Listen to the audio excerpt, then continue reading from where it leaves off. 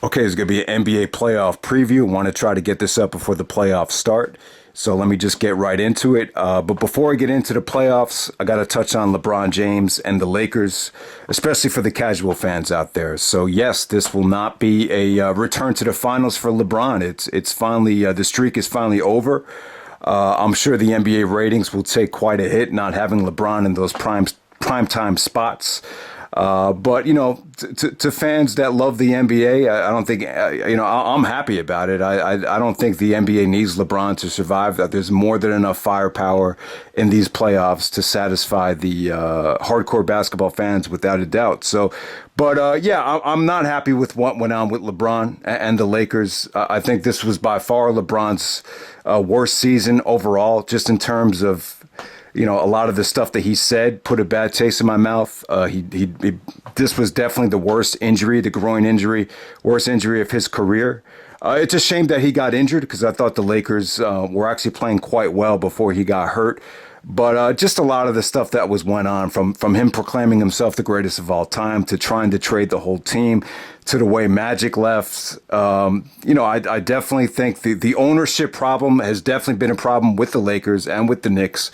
If you look at those two situations, it's a nepotism situation where the ownership was inherited, and just not the right hires are not being made. And I feel really bad for Magic. I could spend the whole video bitching about the whole Lakers situation. I just don't like what's going on right now. And Magic. I'm a huge Magic Johnson fan. If it wasn't for Magic, Magic was one of the guys that I really idolized growing up. So I'm just not everything has come out yet, so I don't want to go too deep into it.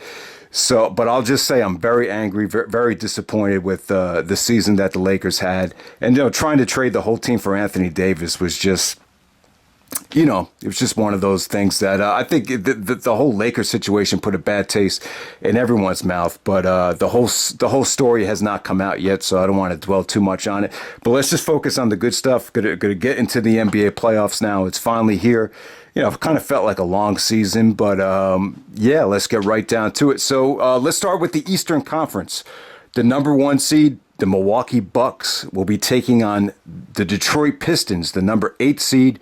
The Bucks have home court advantage throughout the whole playoffs, best record in the league. Mike Budenholzer, probably going to be coach of the year. He's done a terrific job. He kind of implemented like this positionless offense where it's kind of, spread out. You have a lot of perimeter length out there, especially with Brook Lopez shooting threes. Giannis Antetokounmpo, the Greek freak, man, he's been awesome, man. Probably, I'm not sure who my MVP will be. I'm going to save that video for next week. But he's just had an amazing season. They have a good supporting cast. Now, my one issue with the Bucks is that their general is going to be out. Malcolm Brogdon, the great point guard from Virginia who went to Virginia for 4 years of college experience. And you could just see how that experience is paying dividends in the NBA, but he's hurt right now. And I feel like he's kind of like their X factor player. He's like tough, smart, will make good decisions. And not having him, I think that's going to hurt the Bucks, especially if they play the Celtics in the second round. So I'm really worried about that. But, with the Pistons right here, Giannis is going to feast on them. They're kind of limping into the playoffs. They have not been playing their best basketball. Blake could hardly walk. The last couple games, he could barely get up and down the court. So he's going to be hurt. So yeah, I definitely think that's going to hurt the Pistons. The Pistons, they haven't been as good without their backup point guard. Now, the backup point guard is back now, Ish Smith. And I think when they have Reggie Jackson and Ish Smith healthy, that kind of makes them a little bit scary. Andre Drummond, their big man, could give them problems down low. But because Blake is so banged up, I could just see the Bucks sweeping this series. But it's been a good year for the Pistons. I'm happy for Dwayne Casey to see him take this Pistons team back to the playoffs after he got fired. That coach, he got fired by Toronto last year, so I'm happy about that. It's been a good bounce year back for Blake. Blake's had a good year, but it wasn't the type of year where he kind of recaptured the NBA fan base. It's not like he's in commercials every 5 seconds like he used to be, but I give Blake Griffin credit. He worked hard. He was feisty. He did a lot of bitching, but I think Blake actually had a good year. But I can see the Bucks sweeping the series, to be honest with you. So I say the Bucks in 4. All right, so the Bucks are going to play the winner of Boston Celtics, Indiana Pacers. Boston's the number 4 seed. Indiana's the number 5 seed. you know, said this back in October. I mean, you just saw that the Celtics had too many egos. Kyrie's been very depressed this year. He's had some ups and downs. The Celtics as a whole, I just think the problem is you have too many guys that don't know their role. There's way too many guys on this team that want to go one-on-one. And, I think Kyrie being hurt last year and the team having success, you got a lot of egos on this team, a lot of guys that want to get paid. And the fact that you got a white guy coming off the bench that's making $30 million a year, it's tough to be in that situation for Gordon Hayward. It's very, very tough. I think there's a lot of jealousy out there. A lot of guys want to get paid. And, Jason Tatum was on the cover of Slam magazine. He's getting Gatorade commercials. So it's kind of like the disease of me has hit the Celtics without them even winning a championship. And I think that's why Kyrie was so frustrated this season. I think the Celtics, honestly, I feel like this. I know Kyrie's taken a lot of criticism this year for, shot selection and, complaining a lot. And he said I think Kyrie, said some things to the media that he should have held in. I think when you say things like, oh, I had to apologize to LeBron because I'm playing with all these young guys and blah, blah, blah, blah, blah, it rubs the teammates the wrong way. And when you say things like I'm competing against my backup point guard, like let's not phony it. We're competing against each other. Things like that you shouldn't really say. I would say Kyrie should have held a lot of stuff in. But I think the Celtics would be at their best. Last year the Celtics needed Kyrie in the playoffs. You could tell the one thing they were missing was that closer, and now they got it. So I think, Kyrie's got to be the main scoring option. I think he needs to be a high volume shooter. That's what he's comfortable at. And the other guys just need to know their role and just not take bad shots and just kind of defer to Kyrie, play good defense, rebound. Gordon Hayward come off the bench and just make timely shots. And I think they'll be good. They got all the pieces are there.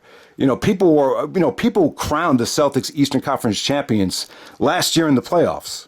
I mean, that's how deep this team was. Before even last year's playoffs were over, people were like, when Kyrie and Gordon Hayward come back, they're automatically going to win. It's not even going to be competition. And look at it now. They've been highly disappointed. Some people think they're highly overrated. But I have to say, I think they're going to get back. I think they're going to get to the finals. I really think so. I think Brad Stevens is the coach to do it. And, he's one of those coaches where I think he's the best at making adjustments in a series. When you see a team more and more, this guy knows how to make adjustments on the fly. He's a really smart coach. That's well documented. We've been saying that for years now. But now the pressure's on him now. He hasn't had a lot of expectations ever in the playoffs. It's always been kind of playing with house money, but now the expectations are on Stevens. We'll see what he's made of now. The opponent's going to be easy in the first round, though. The 5th seed Indiana Pacers. Indiana's had a great year. The great thing about them is they have defensively they're great. They got a lot of length. Miles Turner, Thaddeus Young, guys like that could just disrupt the great rim protectors. Without Oladipo. Oladipo getting hurt, that kind of cost them their chances. They're kind of like where the Celtics were last year. I think they've overachieved, but they're going to be missing that great closer to really seal the deal. And I feel bad that Oladipo hurt his quad, but yeah, man, I think Indiana will probably win at least a game. But I just don't think they match up well with the Celtics because they just don't have enough scoring. And, if you look at Indiana's record, they've really dominated a lot of the bad teams. But, when they've faced a team like the Celtics with that much firepower, they've kind of come up short. And this is the one team the Celtics have played really well against this season. So I think the Celtics will actually win the series in about 5 games without a doubt. So I think Celtics and Bucks without a doubt. That's going to be a rematch from last year. I think that'll be a hell of a series if it does happen. All right, so next up, let's go to the number 2 seed. The number 2 seed is the Toronto Raptors. New coach, new star player, most improved player. The Raptors have had a great year. So they're the number 2 seed, and they're playing up against the Orlando Magic, the number 7 seed. So let me say this about the Raptors really quickly. They're definitely a better team suited for the playoffs than last year. DeMar DeRozan and Kyle Lowry, They were kind of, LeBron James was kind of like their kryptonite. DeMar just didn't, I think DeMar up against LeBron, he just didn't have the size and, just didn't perform well whenever, he faced LeBron in a big time spot, which is a shame because I'm a big fan of that team from last year. DeMar DeRozan is one of my favorite players, but, let's face it, Kawhi Leonard is just a better defender. He's got bigger hands. He's just a better all-around player. He's got more size to him, more length and athleticism. I just think they're a better team with Kawhi. And, Kawhi's kind of conserved his energy for the playoffs this year with the load management situation. So, he's got a lot to prove. He's going to want to be a max player next year. I don't think he's going to stay in Toronto. He's probably going to end up with the Clippers. But, hey, Kawhi and the Raptors have a chance to win a championship here. The story of the Raptors this year is Pascal Siakam. Siakam, really cool guy, man. But, one of the things about him, very improved. He kind of reminds me of Giannis. He really does. He's got that perimeter length. He could shoot it now. He's got, I think Bill Simmons said this, probably the best kept secret in the NBA. He's just so long and athletic. And I think that's what you need now in the NBA is perimeter length and that those long guys that can, run up and down the court. They made a trade for Marc Gasol. So, it's one of those, I think the Raptors are one of those teams that could definitely grind it out and cause some problems defensively now. Now, the Gasol trade didn't wow me because, still from an offensive standpoint, I think it'll hurt them offensively at times. But once again, Kyle Lowry's got to make big shots here. Him and DeRozan have been really questioned in the playoffs. So I think there's times when Lowry's got to be a good decision maker out there and make timely shots. So that's the other thing I worry about. But, the Raptors definitely think they'll win this series. I think they could easily get to the finals here. I think this is their best shot to do it. Great bench with Van Fleet coming off the bench. They just have a lot of firepower. Great, Danny Green has made them even more deadlier from behind the arc. So this is just a well-oiled machine, man. And to be honest with you, man, it's really a great question out of the main four teams who could get to the finals. It's really a toss-up. It's going to be really interesting now with LeBron finally out of the East. It's really up for grabs. I don't think there's one team that's a clear-cut favorite. Like I said, if I had to pick one team, I'd pick the Celtics. Because of Kyrie, because of the firepower and the supporting cast, and definitely the coaching advantage. But I really think it's going to be, it's pretty much as evenly matched as you could have hoped for with these four mega powers in the Eastern Conference. And, but, let me give some love to the Orlando Magic. 7th seed. This is the first time the Magic have been to the playoffs since 2012 when they had Dwight Howard. They've been really kind of like the weirdest team in the NBA. They'll beat teams like San Antonio, Golden State, OKC, and then they'll lose to really bad teams like the Bulls. So they've been kind of quizzical over the last couple of years. Defense has definitely been a problem for guys like Nikola Vucevic, who's a great scorer, great shooter, but defense has been defense and inconsistent play has definitely been a problem. They got really underrated point guards though. You got Evan Fournier and then DJ Augustine coming off the bench. Two good point guards that do the job. Aaron Gordon, definitely one of the most improved players in the league. He improved his shooting. So, Orlando, they've always had the firepower offensively. They've always been a fun team to watch, actually. But, the main difference this year, I think, is the coaching. This coach has not gotten enough credit. Steve Clifford used to coach the Hornets over the last couple of years. Now he's coaching the Magic. And if you notice, he just does some really great things defensively, especially with a guy like Embiid. He knows when to send a help, when not to send it. They actually signed Michael Carter Williams, who's actually helped them defensively. So, I could definitely see the Magic actually winning a game here. They're one of those teams that could just shock you. They could get hot. And don't forget about Terrence Ross. Very athletic, former slam dunk champion. He's definitely improved his shooting. He's going to make a lot of money this offseason as a free agent. That's one of those guys that I think could play with LeBron. I think LeBron's going to have to settle for free agents that are not superstars, but it could definitely help him defensively and from an athletic standpoint. So definitely look out for Orlando. I can see Orlando actually winning 2 games in this series, but it's a great story because Orlando has had absolutely nothing since they lost Dwight Howard when Dwight was in his prime. So definitely Toronto's going to win this series, but it's a good momentum building situation for the Magic. And then next up, number 3 seed. This would be a great series. You have the Philadelphia 76ers taking on the Brooklyn Nets at number 6. And this is going to be the most competitive series of the first round.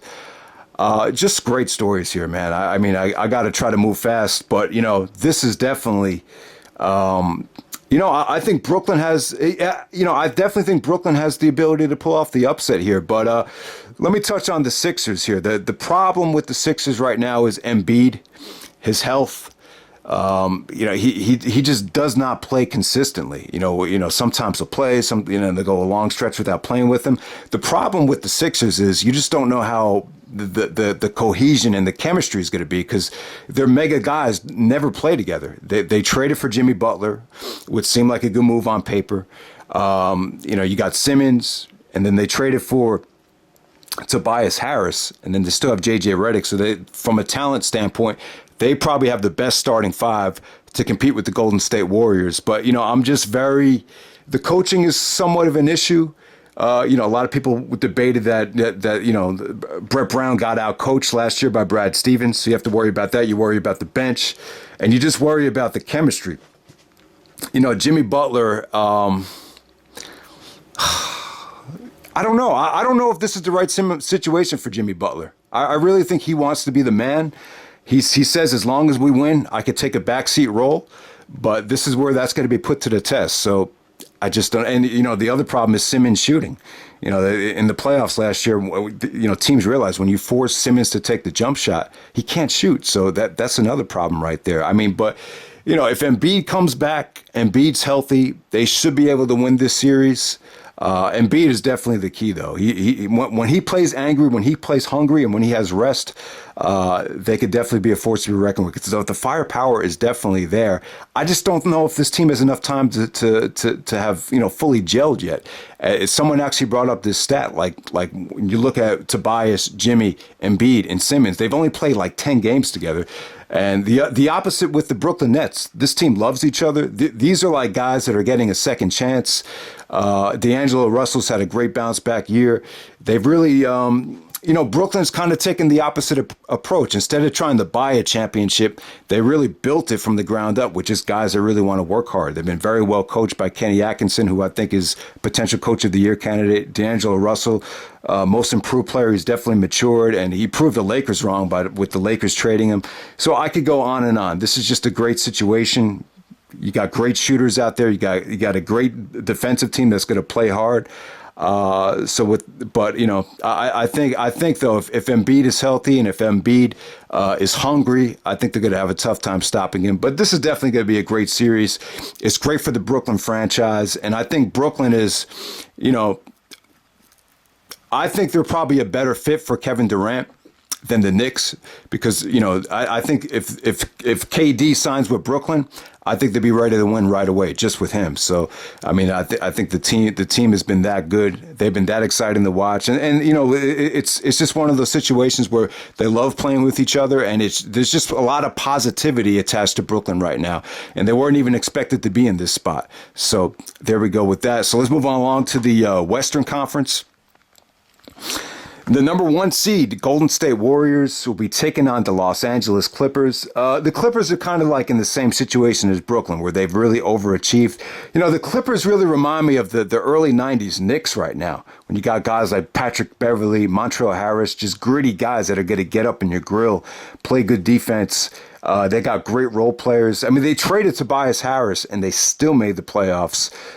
They got a great owner who's willing to spend a lot of money. So the Clippers going to have enough room for 2 max free agents this offseason. So I really think they're going to be the story of the summer. I think that's the place you want to play with because you don't have to worry about, signing, guys for the minimum. You already got the role players intact, guys that are proven that they can win right now. So, Lou Williams, sixth man of the year. The Clippers have a lot of firepower. They've drafted well. I think Shea Gilgeous-Alexander was a great draft pick for the Clippers. I think you could definitely see Jerry West taking over that organization in the president GM role. His decisions are already paying dividends. But, the Clippers making the playoffs is just enough reason to celebrate. They're not going to win this series against Golden State. This will just be good experience for them, a good momentum building situation for the Clippers. Golden State's probably going to sweep them. They don't match up very well with Golden State. Just not enough firepower from an offensive standpoint. You got role players going up against superstars. So you pretty much know what to expect here. Golden State, the best thing that they did was sign Bogut as an insurance policy, because I'll tell you, man, I can't, let me just say it now. I can't see Golden State winning the championship this year. I just can't see it. I can't see DeMarcus Cousins going to the NBA Finals. I'll just say it. I can't see that. I can't see that happening. I just feel like this year with the Draymond and Kevin Durant situation, the free agency, I just think that there's been too much negativity glooming in the locker room, and I think morale of the team plays a huge part in basketball, and I can't see the team getting back to the finals. They've looked very vulnerable this year. The bench is still a question mark after all these years. So, the great thing about Cousins coming to the team, and most people will argue that Cousins has helped them, because with Cousins out there, it's not like you could slough off anyone now. You got to come out on everybody. So that gives the rest of the guys more space, which is true. But I just think Cousins is such a liability defensively.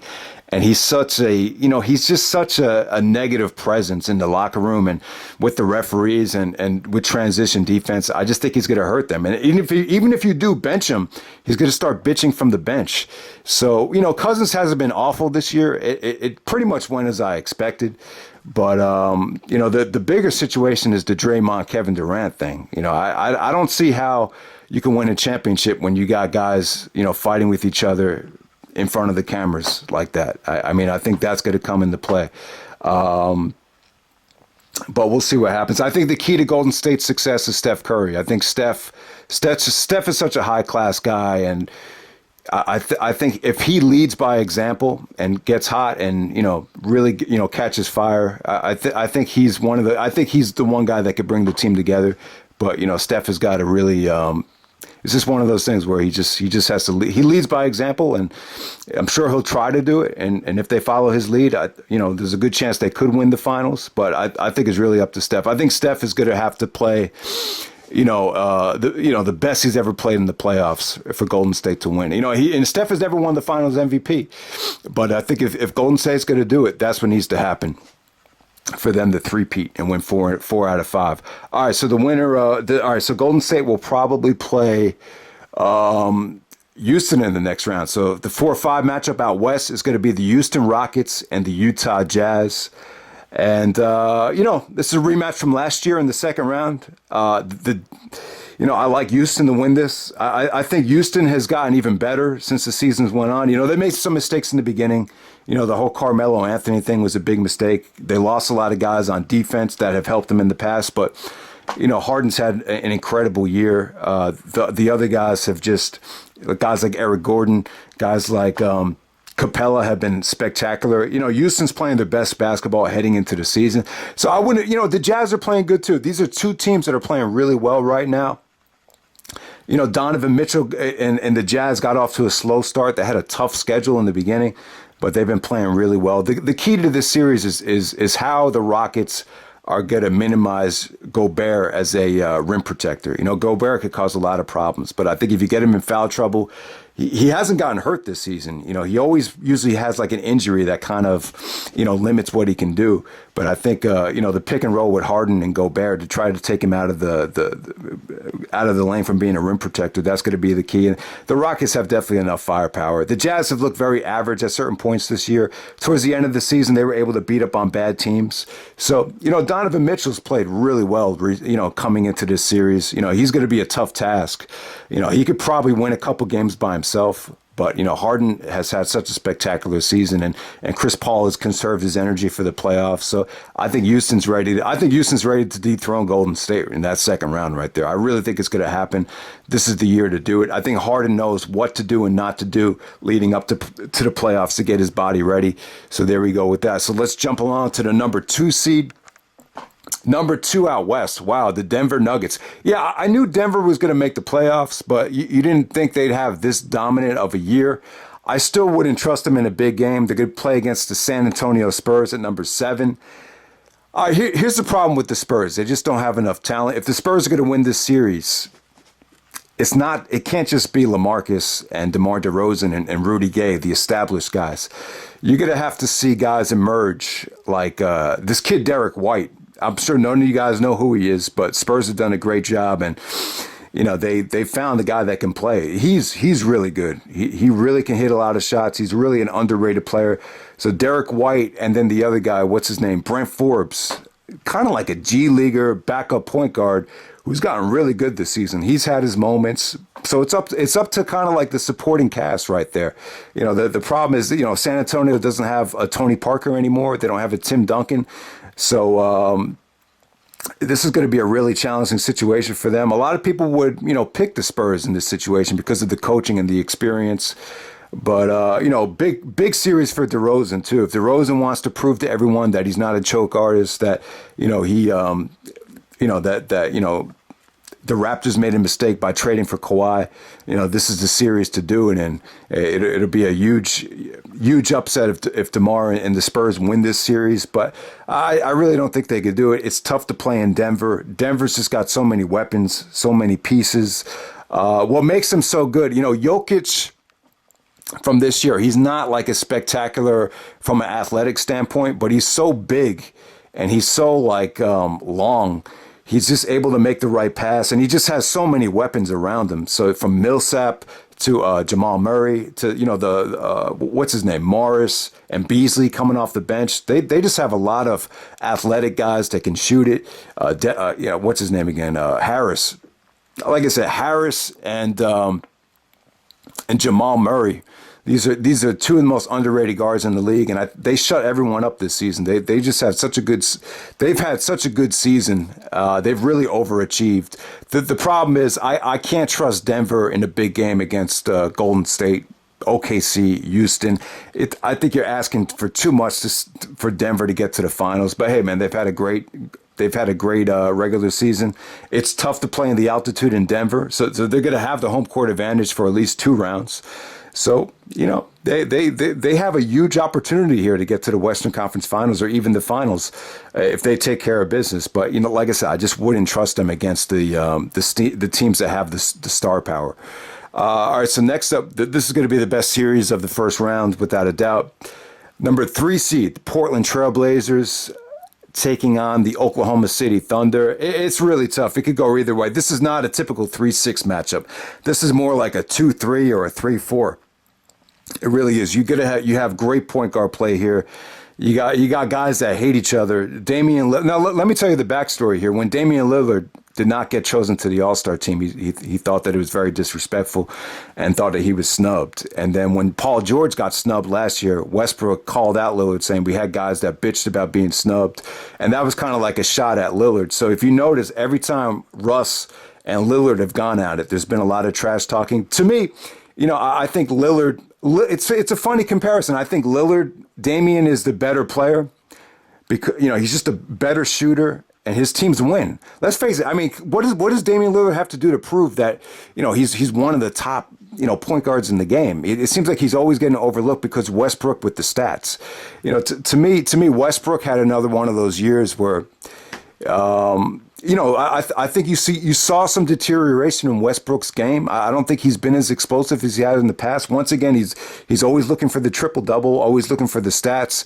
I think this is a situation now where people don't care anymore. Westbrook has got to win. He hasn't proved that he could get out of the first round without Durant. So this is a huge series for Westbrook, and I don't think they're going to do it here. I think Portland is equipped to go to the finals now.